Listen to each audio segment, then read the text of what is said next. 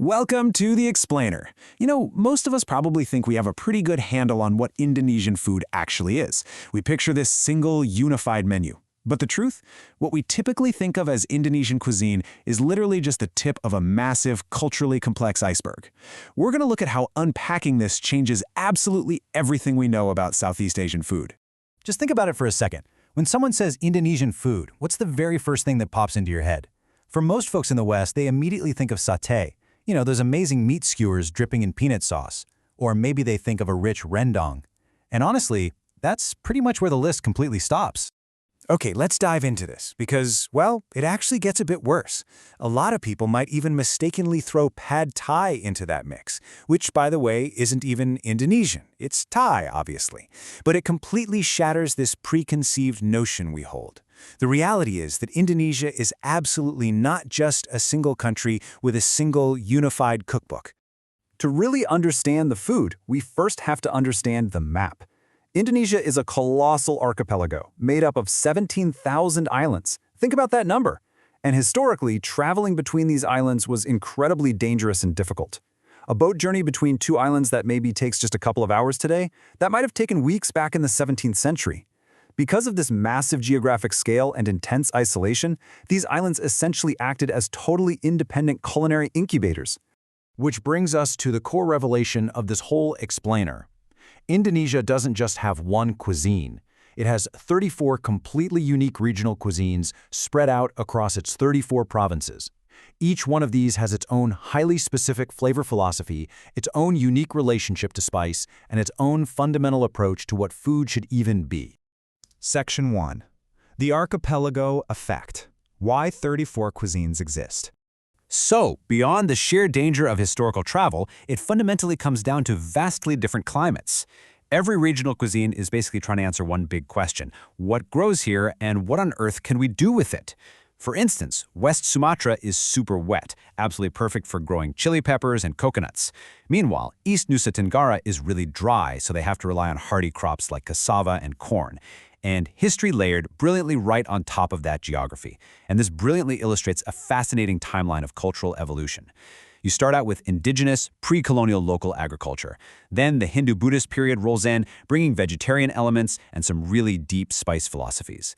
Later on, the Islamic period introduced halal practices and Middle Eastern techniques. Think kebabs and biryani influences. And finally, the colonial eras brought Portuguese and Dutch crops, like New World potatoes, directly into the local soil. It's literally centuries of global trade routes slowly layering over these isolated islands. Section 2. The Flavor Map. Deconstructing regional tastes. Let's look at the Minangkabau model from West Sumatra. Their entire cooking philosophy is all about spice, coconut, and thyme. They build these incredibly complex, slow-simmered dishes like rendang or rich yellow curries called gulai. In these dishes, a single recipe might contain 20 or more ingredients, painstakingly layered over hours and hours. But right next door, basically in West Java, you have the Sundanese model. Their philosophy? Total freshness and utter simplicity. They focus on bright, raw vegetables served with incredibly simple chili pastes in a dish called lalapan. It's the complete polar opposite approach to cooking. Or we can compare the Javanese model from Central Java with the Minahasan model from North Sulawesi. Javanese cooking is all about a balanced, comforting harmony of sweet and savory. They use a rich, sweet soy sauce called kecap manis to create dishes like a wonderfully warming soto ayam chicken soup. But Minahasan food, that is all about fierce, extreme heat and deeply smoked proteins. Their famous kakalang fufu, which is smoked pork ribs coated in wildly fiery spice, treats extreme heat not as an afterthought but as the primary flavor itself. And then, of course, you have Bali. Balinese cuisine is built entirely around something called base. Now, this is a highly intricate traditional spice paste meticulously ground from chili, garlic, shallots, ginger, galangal, turmeric, and shrimp paste. And because Bali has very strong Hindu influences, pork is not prohibited there like it is in the Islamic regions of Indonesia. So, this intensely flavorful base is heavily utilized to create incredible, intricate, pork-centric dishes. The most famous one, definitely babi guling, an amazing roasted pig. Section 3. Rethinking Spice and Carbs, the Mechanics of Indonesian Food. Now, what's really interesting about this is how spice is framed. In the West, we so often view chili as a stunt, right? Kind of like a dare. But in Indonesia, chili is literally a flavor language. The heat spectrum goes everywhere from bland by design in some Sundanese dishes, where the fresh flavors take center stage, to warm in Javanese cooking, to medium in Bali, spicy in West Sumatra, and all the way up to incredibly spicy in North Sulawesi. Chili peppers actually only arrived with the Portuguese in the 16th century, but they were adopted so quickly and successfully that they became totally central to the flavor profile, not just some gimmick to burn your tongue off. In the way they actually manage this heat is pure brilliance. Almost every Indonesian meal comes with sambal, a powerful chili-based condiment. This concept completely democratizes the entire dining experience. The cook creates an incredibly flavorful base dish, and then, using sambal, every single diner gets to control and totally customize their own personal spice level. It's personalized culinary perfection. Next up, we really need to rethink carbs. We tend to just assume all Asian food relies heavily on rice, but consider papeda. It's a starchy sago porridge extracted directly from sago palm trees, and it serves as the foundational carbohydrate in Papua and the Moluccas. It totally elevates what could just be a regional sustenance food into a level of profound sophistication, and it's often served alongside this gorgeous, vibrant turmeric fish broth. Let's move to and see how this builds, because you can really see how local geography completely dictates the carbohydrate base. In central Java, where the land is lush, fertile, and wet, you get rice, which is absolutely perfect for soto ayam. In East Nusa Tenggara, where the climate is much drier, they have to rely on cassava and corn. And over in Papua, where rice just doesn't grow very well, they rely on sago to make papeda. Eating sago in Papua isn't just a convenient rice substitute either. It is a specific, deeply cherished cultural practice. Section 4. The Hidden Philosophies. What Cooking Techniques Reveal. You know, the actual cooking techniques used across these 34 regions, they aren't accidental at all. They reveal the underlying value systems of the culture itself.